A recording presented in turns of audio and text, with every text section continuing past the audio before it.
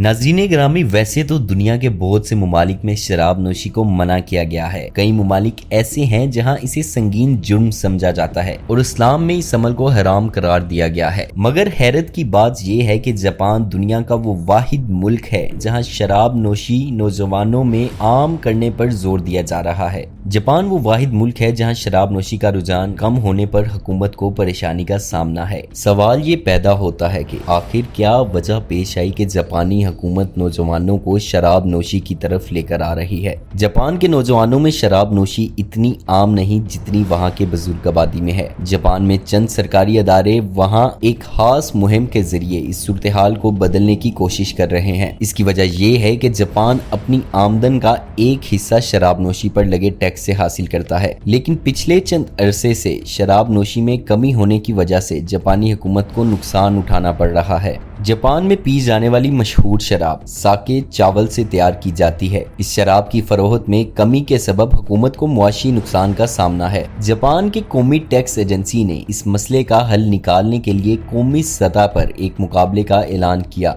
जिसमें लोगों से ऐसे मशवरे मांगे गए जिनकी मदद से नौजवानों को शराब नोशी के लिए तैयार किया जा सके। जापानी हुकूमत इस मुकाबले से उम्मीद कर रही है कि इस मुकाबले से नौजवानों में दिलचस्पी पैदा की जा सकेगी, जिससे शराब की सनत को होने वाले नुकसान से बचाया जा सकेगा। इस मुकाबले में 20 से 39 बरस तक के अफराद से ऐसे कारोबारी आइडियाज मांगे गए जो इनके हम उम्र अफराद के दरमियान शराब नोशी की तलब को फरोग दे सकें। ये आइडियाज सिर्फ साके नहीं बल्कि विस्की, बियर और वाइन के लिए भी मांगे गए। इस मुकाबले का इनेकाद करने वाली एजेंसी का कहना है कि कोविड के दौरान लोगों में शराब पीने के रुझान में कमी आई है, जिसकी वजह से शराब की फरोख्त में शदीद हद तक कमी वाक़या हो गई है, जिससे हासिल होने वाले टैक्स से हुकूमत को मुआशी नुकसान का सामना है।